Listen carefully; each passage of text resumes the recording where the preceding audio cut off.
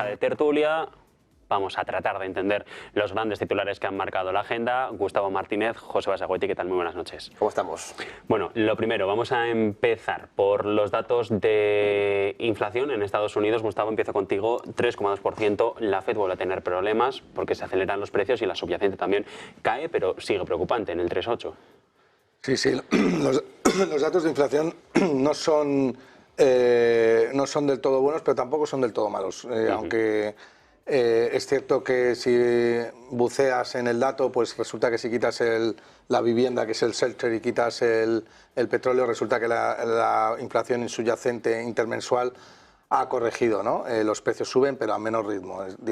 Siempre que hay inflación, los precios suben, ¿no? Es bueno que la gente sepa que aunque la inflación caiga, los precios siguen subiendo, pero a menor ritmo. Entonces, lo que ha habido en el mercado ha sido al principio una reacción violenta ante el dato, porque descontaban que pudiera ser la Reserva Federal pudiera dilatar más la bajada de tipos de interés, el tapering, pero luego al final yo creo que el mercado se ha calmado y ha visto que efectivamente esto sigue su curso, ¿no?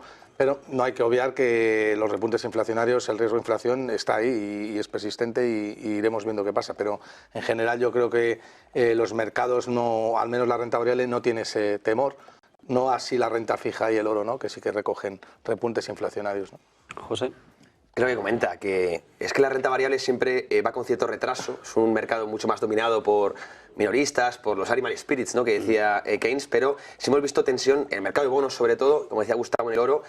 A ver, a mí la subyacente es verdad que sí una tendencia desinflacionaria, pero en el IPC general ya hemos visto un flat, es decir, parece que esa última milla se va a hacer muy costosa. Y esto, desde mi punto de vista, sí que puede atrasar esas decisiones de política monetaria de recortar tipos. De hecho, es curioso porque esta semana creo que hemos tenido información explosiva. El BCE parece que sí va a recortar tipos antes de agosto. De hecho, se habla de 2 recortes antes de verano. Y la FED me cuesta mucho, con estos datos de empleo, con esta economía tan sobrecalentada y con este repunte de inflación, tanto la de precios como la mayorista, el IPP, lo comentabas.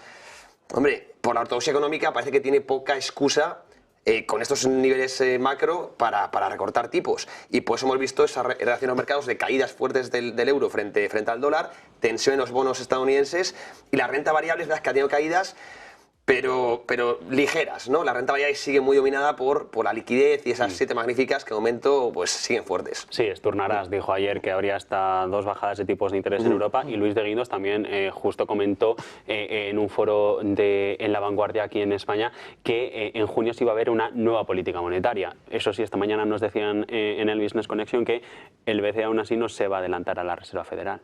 Bueno, pero es que lo que dijeron es que dicen mensajes contradictorios, ¿verdad? Sí. Unos dicen que sí, otros dicen que no. Y luego, curioso, lo de la nueva política monetaria, que parece que va a poner fin al QE, el BCE, y va a hacer toda la expansión de reservas vía repos, vía préstamos. Es un cambio importante el que quiere introducir. Vamos a ver si otros bancos centrales le siguen. Desde mi punto de vista, el BCE innovando, cosa que ha hecho Japón, Estados Unidos. Así que bueno, es algo que se le pide a un banco central que al final tiene que hacer política monetaria. Y bueno, esta clase de medidas pueden mejorar un poco porque el balance estaba disparado. Así que no sé, yo creo que son buenas medidas y yo creo que sí va a actuar antes el BCE porque lo tiene que hacer. Es que Europa está en recesión y Estados Unidos tiene una economía muy sobrecalentada. Es que es lógico. ¿Por qué ir siempre detrás de Estados Unidos? Tiene mucho sentido. Gustavo, actuará antes. No, yo difiero con mi compañero. Yo creo que el BCE está actuando porque sabe perfectamente que la Reserva Federal ya va a actuar. Es decir, el Banco Central Europeo se situaría por detrás, aunque comparto con José que la economía de Europa ni mucho menos es la de Estados Unidos y los fundamentales en Europa están completamente deteriorados. Estamos en recesión en Europa, tanto técnica como práctica, y en Estados Unidos no. Y Estados Unidos se puede tirar 2 años más así, perfectísimamente, con un mercado laboral que es bastante robusto, ¿no? Y que tampoco la inflación está siendo un problema a la hora de crear empleo, ¿no? Así que yo creo que el último en la cola es el Banco Central Europeo. Y el segundo en la cola sería la Reserva Federal, y el primero y la gran locomotora sería los mercados, que son los que van diciendo y los que llevan diciendo todo este tiempo a la Reserva Federal lo que tiene que hacer. Y los bonos le están diciendo a la Reserva Federal lo que tiene que hacer, y ahora la Reserva Federal lo que tiene que hacer es tratar de corregir una inflación que puede ser estructural. Lo que el oro está descontando y la renta fija casi seguro es que la inflación a futuro va a estar por encima de los tipos de interés. La cosa, Gustavo, es que como economistas que somos, ahora mismo, ¿qué sentido tiene que la Reserva Federal inicie un recorte de tipos? Si es que la normalización es que tengamos unos tipos, oye, pues por encima de la inflación, ¿verdad? Unos tipos reales positivos. Por lo tanto, a priori, no. Powell también es una persona que sabe, tiene un entorno preparado. ¿Por qué van a bajar tipos, verdad? Más allá de decisiones políticas, evidentemente. Bueno, yo más te devuelvo la pregunta, ¿por qué hay un banco central? Bueno. O sea, como economistas que somos y encima liberales, ¿para qué queremos un banco central?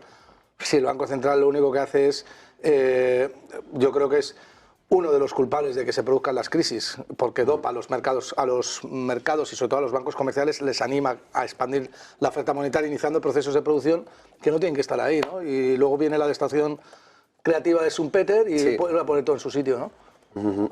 Así que bueno. ¿Respuesta? Bueno, el prestamista de última instancia. Yo la figura del Banco Central más o menos la he entendido, pero si hubiera competencia entre bancos centrales, ¿verdad? Que fue una entidad privada que diese liquidez pues, a los bancos o incluso al propio gobierno, ¿no? Un banco de bancos que se dice, pero desde luego un monopolio de banca central, desde luego lleva a estos auges, recesiones, el ciclo económico clásico austriaco, sí. Sí, pero es que eso es una cosa completamente distinta a lo que yo digo. O sea, claro que los liberales queremos, tanto tú como yo, que haya bancos compitiendo entre sí, pero es que el Banco Central lo que favorece es todo lo contrario, que no haya competencia entre bancos, ¿no? Bueno, vamos a volver a los datos macro, porque es verdad que la Reserva Federal tiene el mandato de la estabilidad de precios, la parte del IPC la conocíamos, justo ayer también teníamos la inflación mayorista, que es al final la del productor, volvía a subir. Los datos siguen dando razones y razones a la FED para que no suba tipos, entonces eso de adelantarse, como decíais, al Banco Central Europeo, no sé hasta qué punto puede ser una realidad. No, si es que no creo que la FED se adelante al Banco Central Europeo, es al revés. El Banco Central Europeo tratará de adelantarse a la FED, pero es que el mercado en Estados Unidos está descontando en más de un 50% que va a haber bajadas en junio y julio. Si la cuestión no es si la Reserva Federal debe o no debe bajar los tipos de interés, la cuestión es qué va a hacer la Reserva Federal. Y lo que tenemos claro es que Estados Unidos está incurriendo en unos déficits por cuenta corriente solamente por el hecho de pagar intereses financiándose al 4,20% de de 1.000 millones de millones, es decir, de $1 billón de dólares trimestralmente. O sea, estamos hablando de 4 billones anuales. O sea, esto no es sostenible si no bajan los tipos de interés. Entonces, el primero interesado en hacerlo es la Reserva Federal. Yo no digo que en el futuro pueda ser que haya un volcker, y es verdad que puede pasar que de repente los Estados Unidos, pero es que no estamos ni por asomo en el escenario que pasó en 1980, la inflación no está tan disparada, la gente aduce muchas veces, no, es que la deuda está mucho más elevada, pero mira, la deuda es importante, el 95% de los intercambios son incompletos y funcionan con deuda. El problema es cuando esa deuda no está respaldada por procesos de producción, es decir, adelantas producción que no existe, porque eso es inflacionario. Entonces, yo no creo que estemos en esa situación, pero desde luego si estuviéramos en una situación parecida, yo creo que Estados Unidos actuaría.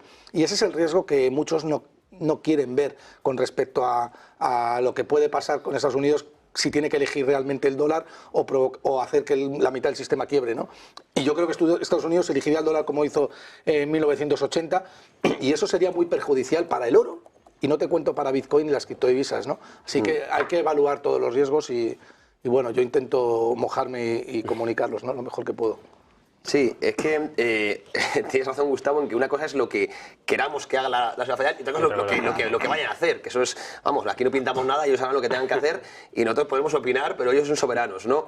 Y hay un factor, desde mi punto de vista, que es la dominancia fiscal. Creo que a día de hoy ya es evidente, ¿no?, que no existe esa independencia entre gobierno y Banco Central y por tanto, aunque la ortodoxia económica nos diga que no tiene mucho sentido iniciar un recorte de tipos porque la economía está bien como está, de hecho, incluso un poco sobrecalentada, con ciertas tendencias burbujísticas que habría que corregir, a pesar de eso, creo que, como dice Gustavo, los swaps de los fondos federales descuentan recortes en junio o julio, veremos si llegan o no, y es por, desde mi punto de vista, presión política, es año electoral, y además es curioso porque creo que confirma esta tesis el hecho de que Powell, que esto ha pasado un poco desapercibido, pero para mí es fundamental, ha hablado de nuevo de una especie de QE, es decir, de que la Reserva Federal va a comprar letras del Tesoro, va a financiar al gobierno a corto plazo ad infinitum, es decir, de forma crónica. O sea, eso como política ya estructural.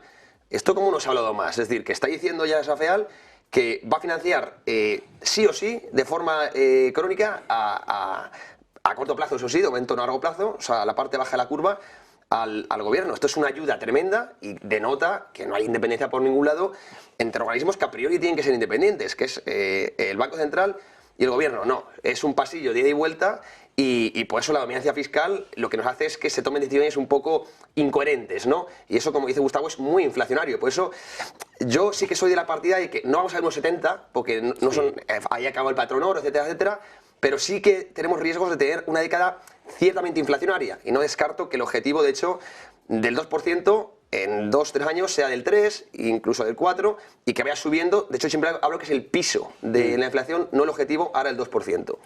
Precisamente por inflación, esta semana, no sé si hay que entender, y tú lo decías antes, Gustavo, el tema de la inflación, que debería ser estructural, o que asumirse que va a ser estructural en Estados Unidos, la que tenemos actualmente. Precisamente Yellen esta semana ha dicho que ella se equivocó al decir que era transitoria. No sé si es un mea culpa que van a tener que entonar otros. 36 meses de transitoriedad llevamos.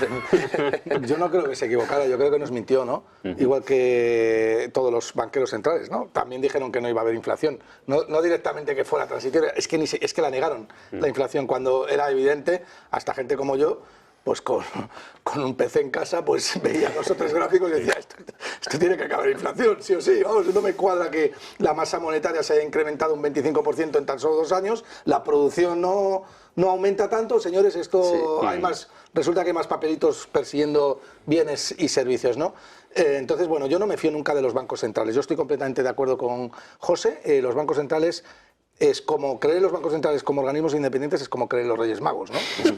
Es algo que los se niños, le puede pedir a un niño, sí. pero ya está, si eres una persona adulta, tienes que ser sensata, ¿no? Y bueno, el Banco Central Europeo, tenemos presidiéndolo la exministra de Economía de Francia y aquí el ministro, o sea, son gente que son políticos, no son economistas puros ni teóricos. No tenemos gente como Juan Ramón Rayo en los bancos centrales europeos o Daniel Lacalle ahí, viendo papers, ¿no? Y analizando bien el mercado.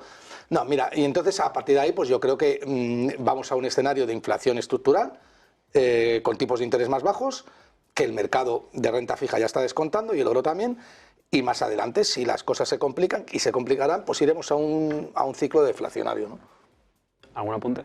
Sí, si se complican mucho, evidentemente podemos caer en deflación, algo que no interesa nada a los estados, harán todo por evitarlo, ¿no? Y además es que yo siempre digo que la verdadera impresora la tiene el gobierno, no la tiene el Banco Central, es una cosa que la gente tiende a confundir. El Banco Central realmente imprime poco, el Banco Central ayuda a darle a esa impresora, ¿verdad? Pero es el gobierno el que genera inflación. Y los incentivos son muy perversos, ¿verdad? El agente más endeudado, que es el Estado, es el gobierno, al fin y al cabo, es el que puede crear inflación, ¿no? Entonces, en este entorno de dominancia fiscal, donde ya se ha visto, como dices, que no hay ningún tipo de independencia, vamos, es que hay que ser muy ingenuo para no pensar en que van a hacer todo lo posible por crear esa inflación. ¿Cómo? A través de déficits. En Estados Unidos ya nadie se asombra de ver déficits del 7 o del 6%. En épocas de auge, esto es algo totalmente histórico. Esto, imaginaos en los años 80, gente, economistas respetando esto, nadie. Pero Ventana de Overton, a día de hoy, pues ha ido poco a poco y parece que el mainstream económico acepta esta barbaridad. Y en Europa, más de lo mismo. Hablaban siempre de las reglas fiscales, pero poco a poco están dejando pues poco filtros para que se pueda generar déficit. Pues con excusa del cambio climático, ahora con la excusa de la guerra, inversión en militares le llaman, que es gasto puro. Entonces, lo que se quiere es que se acepte el déficit, porque al fin y al cabo es déficit, sobre todo monetizado por banca central, la que genera inflación. Y la inflación, al final, el que beneficia es al que lo está creando. De cara al público dirán que ellos lo combaten, pero la están generando ellos.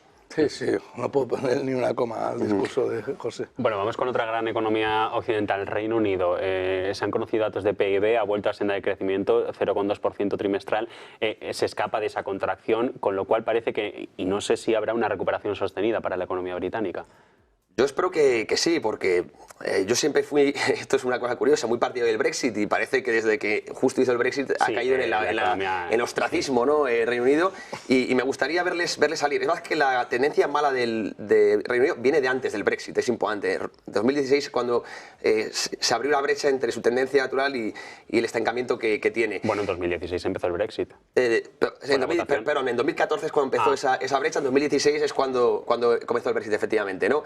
Entonces, estamos viendo un repunte no solo en Reino Unido, parece que Europa también este segundo trimestre puede crecer algo, digamos, entonces no es una cosa puntual de Reino Unido, pero yo es que no creo que sea tendencial porque veo cierto estancamiento en China, Estados Unidos creo que irá hacia la desaceleración, sobre todo en el segundo semestre, Estados Unidos exporta mucha recesión, si es que ya, mucha desaceleración, y China con sus problemas. Por lo tanto, no creo que sea algo estructural, sí muy coyuntural lo que estamos viendo en Reino Unido. Yo opino igual que José. Creo que a nivel europeo estamos en una clara... no estamos en la fase de recuperación, ni mucho menos. Inglaterra tiene que ir todavía a la fase de recesión, a la fase de presión, diría yo, antes de la fase de recuperación, al igual que pasa con Europa y, por supuesto, Estados Unidos también. Y además no olvidemos que China ya está en deflación. O sea, es decir, que China está completamente deprimida, está en la fase de depresión. Es decir, nosotros estamos un escalón detrás de cómo están los chinos ahora mismo. Lo normal es que los tipos de interés a estos niveles empiezan a petar cosas en el mercado. A mí me está sorprendiendo que todavía está aguantando demasiado muchas cosas. Yo no sé si es porque están los mercados centrales de alguna manera, con algo que no sabemos, sosteniendo la economía, ¿no? Pero lo cierto es que con tipos de interés al 5,5%, bastante bien veo las cosas. Sí, pero es verdad que, por ejemplo, ahora en Reino Unido se habla de un cambio de ciclo. Es verdad que aquí en Europa, lo hemos visto en Portugal recientemente, los gobiernos que antes eran de izquierdas están mirando hacia la derecha, hacia el conservadurismo, y en Reino Unido justamente la tendencia es la contraria. Es verdad que el mundo anglosajón también en esto de la política es diferente, porque más o menos, digamos que conservadores y socialdemócratas tienen una política muy similar. De hecho, el Partido Laborista en Reino Unido, ahora con Keir Starmer a la cabeza, no es el de Jeremy Corbyn. Sí. Pero se prevé que cuando haya elecciones ellos ganen. Sí. Ahí podría verse un cambio de al menos la visión de los mercados en la economía británica. Bueno, pero al final el trasluz es que sigue siendo una economía socialdemócrata, ¿no? Y yo creo que en Europa igual. Y ese es el problema, ¿no? El problema es que, fíjate tú, cuando estaba esta ministra que era liberal, no me acuerdo ahora mismo de Liz Truss. Sí, la primera Liz ministra. Truss, efectivamente, que pretendía financiar la bajada de impuestos con déficit, ¿no? Sí. De hecho, lo que quiere hacer el gobierno también actual. Es decir, querían bajar impuestos, pero no querían recortar el gasto, porque no hay ningún político socialdemócrata que se atreva a recortar el gasto. Lo primero, que un político no puede ser otra cosa que no sea socialdemócrata, porque si no, o eres un dictador o no existes. Puede ser Milei, ¿no? Ya, bueno. pero Milei tenderá a la socialdemocracia más tarde o más temprano. Yo no me creo que un político pueda ser liberal porque va contra la propia naturaleza intrínseca del político. Sería optimista hoy, Gustavo. Intento ser objetivo. Pero creo que, pues, más de lo mismo. Si es que creo que al final el sistema está bastante podrido, ¿no? Sí, estoy un poco de acuerdo. Sin embargo, es verdad lo que tú comentas, que en Reino Unido, o sea, la política no es tan polarizada como puede ser en España, que están por los opuestos, aunque realmente son collares o sea, son perros con el mismo collar, sí. pero allí, o sea, es mucho, entre comillas, bastante más liberal. Fíjate que es la propia izquierda la que propone incluso recorte de tipos de interés. Imaginemos aquí al Partido Socialista proponiendo recorte de impuestos. Sí, porque algo totalmente... Reyes Magos, como has comentado tú antes, por lo mismo, ¿no? Allí es la izquierda la que lo propone. ¿Cuál es el problema? Que, de nuevo, con cargo a deuda. No hay ninguno dentro del gobierno británico, ni oposición ni gobierno, en que esté proponiendo esos recortes de tipos, pero acompañados de un recorte del gasto para que sea sostenible. Es que no pasa. Entonces, al final, es que son mismas recetas, misma solución. Bueno, es que el problema, Javier, es que el Estado es demasiado grande. Claro. Mientras que tengamos estados grandes, vamos a tener ciclos económicos casi seguro. Y al final las políticas socialdemócratas son las que ganan en votos. Y lo que necesitan políticos son votos. Correcto. Porque compran votos. Por eso mi debate en Twitter y en muchos sitios, hay que evaluar correctamente Bitcoin, porque es muy difícil un ataque general al Estado, ¿no? Pero bueno, esto sería otro debate ya. Vamos luego con los mercados. Quería hablar, ya que habéis dejado la pelota sobre la mesa, el tema de Milei. El Senado se preveía que fuera así, le ha rechazado el megadecreto, el DNU, digamos, el comienzo de la liberalización de la economía argentina, y decías, socialdemócrata terminará siendo Milei tarde o temprano. No sé si este puede ser un inicio. Yo creo que sí, mira... Yo soy escéptico, no con Milei, porque creo en su filosofía, sé de dónde viene Milei, yo le conozco personalmente, y es de la escuela austriaca perfectamente. O sea, hace 10 años no conocía ni lo que era el liberalismo, pero a la Huerta de Soto, Rayo, etcétera, le han ilustrado. Pero al final, pues Milei está en la Casa Rosada y está muy cómodo, ha ganado una popularidad y ahora tenderá que ir desde su sitio hacia la socialdemocracia para aguantar en Argentina, ¿no? Y le tendrá que dar un poco de medicina a todo el mundo. Yo lo que creo es que lo que va a pasar es que efectivamente va a conseguir cosas. Yo creo que está siendo valiente, por ejemplo, con la reducción de la inflación, habiéndose cargado, habiendo dejado solamente en un tipo de cambio, etcétera, etcétera, pero que más tarde o más temprano va a querer tener poder. Y la única manera de tener, si existe el político, existe el poder, y el ser humano quiere tener ese poder sobre los demás, ¿no? Y entonces la única manera de que Milei consiguiera hacer cosas sería que liberalizar a todos los sectores y luego se fuera él. Bueno, él habló en campaña de dolarizar la economía y amigos allí sí que me comentan que, por ejemplo, los alquileres, los nuevos, ya están empezando a ser en dólares. Por lo tanto, la de base ya está empezando a desconfiar del sistema monetario de aquel país. Sí, es que Argentina, de facto, es un país ya dolarizado. Lo que no está dolarizado es el propio sector público, digamos. Tendrían que empezar a cobrar ya impuestos en dólares, pero allí yo tengo a mi familia en Argentina, allí la gente se mueve con dólares, ahorra en dólares, el peso realmente pues se rehuye, ¿verdad? Entonces, por eso yo creo que hay que solucionar el tema de las LELIQs, pero no creo que sea un paso tan complicado, ¿verdad? Dolarizar una economía que, insisto, ya usa el dólar prácticamente para todo, ¿no? Pero bueno, creo que tiene que hacer ciertas cosas antes, sobre todo un poco limpiar el balance de Banco Central, Milei, antes de hacer ese paso, aunque muchos economistas ya le hablan de que tiene que arrancar, de que no sea al final la política de Patricia Bullrich, ¿verdad?, de que convivan el peso y el dólar. Y es importante porque, y estoy de acuerdo con lo que comentabais, no es lo mismo estar en la oposición, donde se pueden lanzar mensajes más sincero realmente. Ahí bebía mucho de Huerta de Soto y era muy contundente Milei cuando estaba en la oposición. Y ahora desde el gobierno, cuando necesitas aliados realmente, al fin y al cabo, es que es una posición muy... Es que la muy... política es así, tú necesitas aliados y cuando no tienes mayoría. Claro, no tienes mayoría, como le pasa a Milei. Entonces, pues yo creo que no puede hacer lo que realmente le gustaría hacer, ¿no? Entonces es muy complicado, es que es muy complicado, ¿no? Esto también lo decía Daniel Lacalle, que no es lo mismo estar desde fuera que desde dentro. Desde dentro es que hay muchas variables que es que no puedes ser un libertario y aplicar la agenda que tú... Es imposible, porque necesitas eso, alianzas, necesitas apoyos, etcétera, etcétera, y además convencer poco a poco a una sociedad que no es de un año para otro. Esto tiene que permear, tiene que impregnar, así que es complicado, ¿no? Pero desde un punto de vista va a ser un avance tremendo para Argentina y hay que valorarlo. Y también, más allá de Argentina, a nivel teórico, hombre, esas ideas están yendo a todo el mundo. Estados Unidos lo hemos visto con Donald Trump, hemos visto también en Europa, en Italia, en la televisión. Y el hecho de que lleguen esas ideas, desde mi punto de vista, a la sociedad, tiene un valor incluso mayor que el que puede hacer en unos años en Argentina. Sí. Bueno, es que Argentina, de momento, ha sido el primer país en el que esas ideas han florecido de una manera más fehaciente. Sí, yo creo que me parece muy importante lo que acaba de decir José, ¿no? Yo creo que Milei es el objeto del punto de inflexión de lo que es que un presidente anarcocapitalista se siente en un sillón presidencial de un país que es tradicionalmente mega socialista, ¿no? Buenos Aires es una de las capitales mundiales más socialistas del mundo, ¿no? Pero lo realmente importante es el mensaje que puede trasladar hacia tal. El problema es que haya Estado. Señores, si hay Estado no hay libertad. Si el Estado es muy grande, pues menos libertad. Y si el Estado es pequeñito, más libertad. Lo que pasa es que si hay Estado, como decía Huerta de Soto, una vez que abres la caja de Pandora, ya no hay manera de darle marcha atrás. Entonces yo creo que para que haya libertad pura no debe de haber existido ese Estado. Podemos organizarlos pues, con jurisdicciones individuales, micrópolis, Bitcoin, pues el nuclear sharing, si queremos tener un ejército común. Hay muchísimas cosas que hay que debatir y pensar, ¿no? Pero que tenga muy clara la gente que si hay Estado no hay libertad. Y en función del tamaño del Estado la libertad es mayor o menor.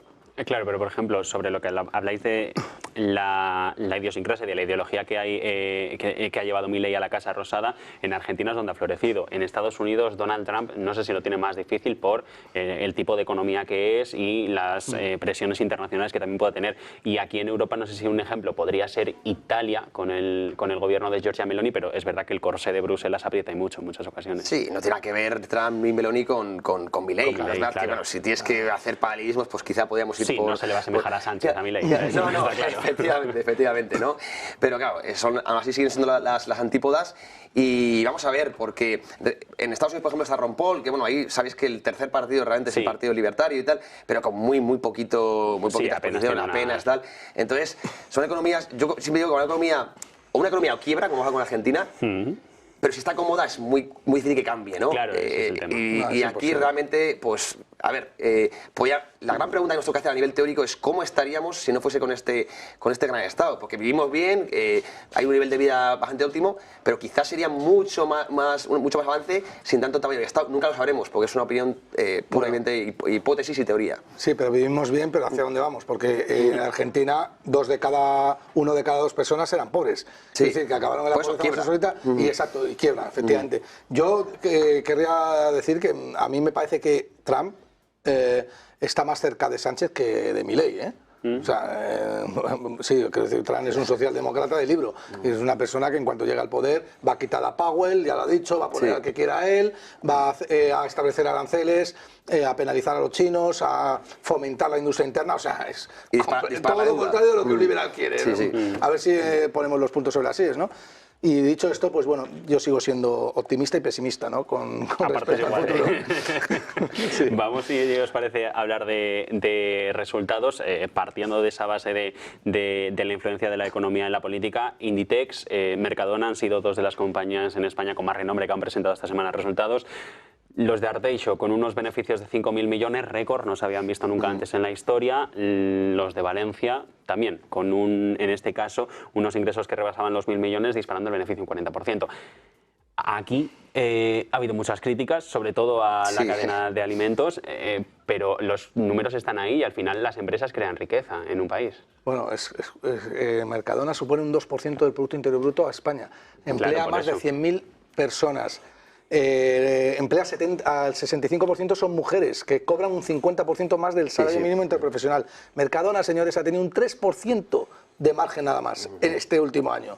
Si Mercadona ha conseguido tener mayor beneficio neto, no ha sido porque haya conseguido trasladar precios de coste a venta, ha sido porque ha reducido las amortizaciones y por tanto el beneficio contable, dado que también han incrementado en los gastos financieros, han reducido los gastos financieros, han tenido más superávit por inversiones financieras, ha aumentado. Es decir, es que encima Mercadona en términos nominales ha perdido dinero, pero esto la gente no lo sabe porque es muy fácil hacer populismo cuando tienes un beneficio que ha aumentado más, pero lo que ha producido Mercadona es muchísima riqueza a España a nivel de cotizaciones de seguridad social, a nivel de impuestos directos y a nivel de impuestos indirectos. Pero el clásico socialista te va a decir, ¡oh, Mercadona, que hay que expropiarle porque no sé qué, no sé cuánto! Cállese usted, hombre, cállese usted. Si tiene una empresa que está dando de comer a muchísima gente y gracias a lo que aporta Mercadona, que entre directa e indirectamente, entre cotizaciones e impuestos, son 10.000 millones de euros. Esto es, puedes financiar la educación pública en España, una parte de la educación pública en España. ¿Qué está usted diciendo? De verdad, es que es para encerrarle, oiga. Que en España tenemos el tremendo efecto de demonizar a los empresarios, que son los que, lo comentabas, ¿no? Los que realmente crean prosperidad, y todos los que critican deberían estar dando las gracias porque eso, permiten este tamaño del Estado en parte, que haya servicios públicos. Pues todo esto es gracias a esta clase de empresarios, bueno, hay que decir también de Amancio Ortega, ¿verdad?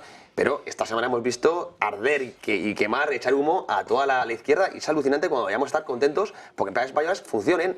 Es que es lo lógico, ¿verdad? Bueno, y porque también llenen las arcas del Estado para financiar otras ayudas. Y llenen las arcas del Estado y que, al fin y al cabo, que contribuyan para todo. Es que esto no es un pastel cerrado, sino que esto nos beneficia a todos, ¿verdad? Pero bueno, aquí se entiende mal. Yo además, esto, estaba hablando con otros colegas y compañeros de fuera de Europa, es algo excepcional de España. Y que esto no os creéis que en otros países el empresario se ve como un héroe. En Francia, por ejemplo, que también es una economía estatalizada, pero por lo menos ahí tienen esa virtud, digamos, de venerar un poco al empresario, que lo tiene muy complicado, es muy difícil emprender. Yo lo digo por experiencia, y bueno, pues qué menos que reconocer ese trabajo. Mercadona además ya se ha conseguido ser rentable en el negocio online, también en Portugal, que es importante, es decir, la dinámica es muy buena. Y Inditex es batiendo récord en un momento en que el consumo minorista está muy afectado. A mí la verdad es que me ha sorprendido bastante, y ya bien, cosa que celebro. Y bueno, por desgracia tenemos a la izquierda echando humo, cosa que yo personalmente nunca entenderé, pero así es, por desgracia. ¿Sabes? Del beneficio neto de Mercadona, el 25% se reparte nada más que a los accionistas. Los accionistas van a coger 400 millones de euros de Mercadona. El Estado, el impuesto sobre sociedades, se lleva 2.500 millones. No te quiero ni contar lo que trinca el Estado de los impuestos de Inditex y todo lo que genera Inditex entre cotizaciones sociales, impuestos directos, indirectos, más todo lo que va a cobrar por los dividendos, el impuesto sobre sociedades, etcétera, etcétera.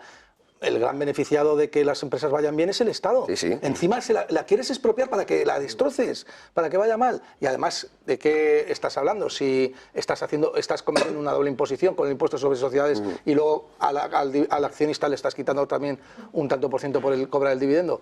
Y no asumes ningún riesgo, el Estado no asume ningún riesgo. Es que no pone equity, no pone capital. Si te va bien, te robo. Si te va mal, ya le robaré a otro. Esa es la función del Estado. Y encima lo estáis criticando más. ¿Quién? ¿Un político que está sentado en una silla que no ha emprendido en su vida? Por favor, hombre. tenemos que madurar un poco. Los españoles yo creo que nos hemos quedado en un discurso que ya no lo puede comprar absolutamente nadie a estas alturas del siglo XXI, ¿no? Claro, pero el problema es que lo que decía también José, en la calle se critica, es verdad que en la calle puede no todo el mundo tener la información con la que rebatir el titular, pero si desde el poder, que es de donde también te tienen que explicar un poco y desde donde saben que tienen influencia, echan más leña al fuego, Sí. El incendio va a ser aún mayor. No, pero Javier, el político está para engañar, de un lado y de otro.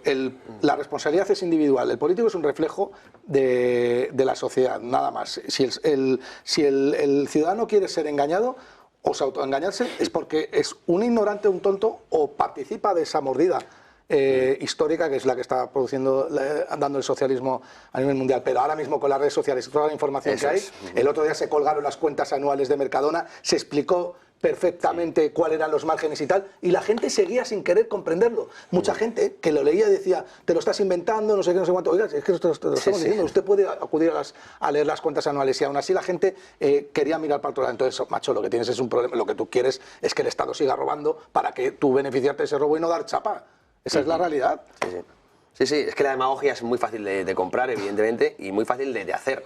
Todos los políticos, como ha dicho Gustavo, están para engañar. Y complicada de rebatir. Y complicada de rebatir, ¿verdad? Entonces hay que tener cierto conocimiento, que a veces no existe, como comentabas, claro. No todo el mundo pues, puede acceder, aunque a día de hoy, con la descentralización de los medios, ¿no? Con las redes sociales, siempre decías, Cotado, que hoy en día tenemos en el móvil la biblioteca de Alejandría, es decir, que todos tenemos acceso, ¿verdad? Sí, pero tenemos que querer leerla y entenderla. Eso es, tenemos que querer leerla, y luego el sesgo de confirmación, que mucha gente luego en las redes sociales va filtrando lo que quiere y solo lee lo que confirma su mensaje. Entonces, al fin y al cabo, es muy complicado y no vamos a ver nunca, desde las autoridades centrales, el querer que la sociedad esté educada, porque no les interesa. Ellos quieren crear cadenas, que haya dependencia. Entonces yo siempre digo que los incentivos son muy perversos y por lo tanto es muy difícil salir de esta espiral. Pero tú fíjate, Javier, que con una inflación que viene, sabiendo que los bancos centrales han inyectado pasta para aburrir, y unos déficits fiscales que están cometiendo los estados de manera crónica, todavía se está vendiendo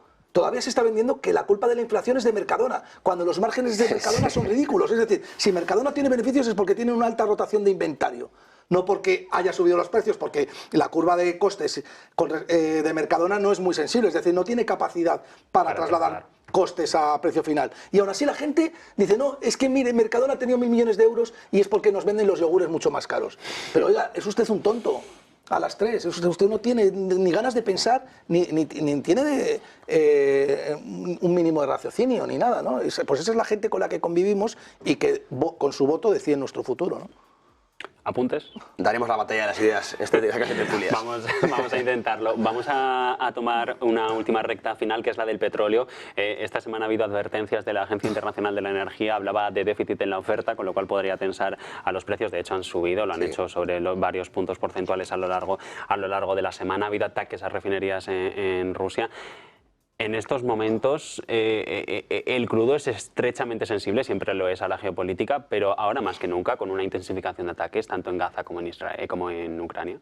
Bueno, yo me he pronunciado aquí públicamente. Yo he dicho siempre que el petróleo íbamos a verlo por encima de $80 y Rodri decía que no, que íbamos a verlo por todo lo contrario, ¿no? Yo creo que el petróleo tiene una demanda que es muy clara, que está entre 90 millones y 110 millones de barriles de petróleo diarios, dependiendo del entusiasmo que haya en el mercado. Y la oferta es muy, además de ser muy reducida, es que está deprimida, ¿no? Porque no hay ningún incentivo a que las productoras de petróleo ese CAPEX de mantenimiento lo trasladen a CAPEX de crecimiento y por supuesto hay países que no pueden sobrevivir con un barril de petróleo por debajo de 80 o 70 dólares porque incurrirían unos déficits súper agresivos y se cargarían la economía. Para eso se crea la OPEP, para controlar el barril, para que los países no peten, ¿no? Porque si lo dejamos flotando en libre mercado ya no tenemos nosotros el control sobre nuestro propio futuro, ¿no? Y entonces yo creo que el petróleo es un must a futuro y que vamos a verlo por encima de $80 seguro en mucho tiempo. Sí, yo compartía la tesis yo siempre hablo del superciclo de commodities y yo, salvo caídas coyunturales que pueda haber, soy tremendamente alcista. En general, para las commodities, en particular para el petróleo, porque has comentado dos cosas importantes. La falta de inversión que hemos tenido en los últimos lustros, que genera escasez y además dentro de un producto muy inelástico. Por lo tanto, por problemas del lado de la oferta vamos a tener siempre, desde mi punto de vista, catalizadores alcistas. Y el lado de la demanda, bueno, y ahí lo que decías tú además, que es shocks puntuales por la geopolítica, guerras, ataques a refinerías, etcétera, etcétera, ¿no? Y por en la parte de la demanda, esta subida también viene apoyada en que hemos visto cierto repunte en la demanda, sorprendente. Por eso antes comentaba que este segundo trimestre, lo has comentado con Reino Unido, incluso un pequeño repunte en Europa, Estados Unidos se mantiene. Yo lo veo siempre con la demanda de petróleo, al final uno de los inputs más importantes, ¿no?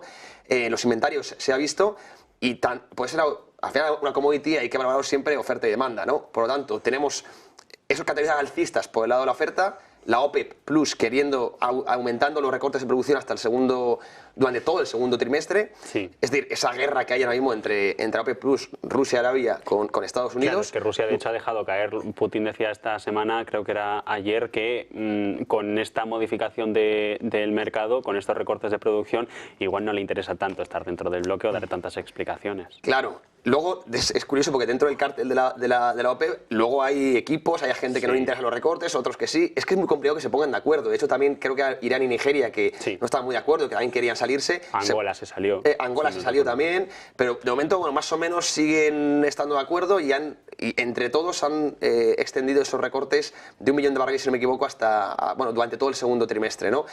Eso claramente es que quieren tener el precio por encima de los 80, esa es la intención clara. A pesar de que algunos actores no estén de acuerdo, ¿no?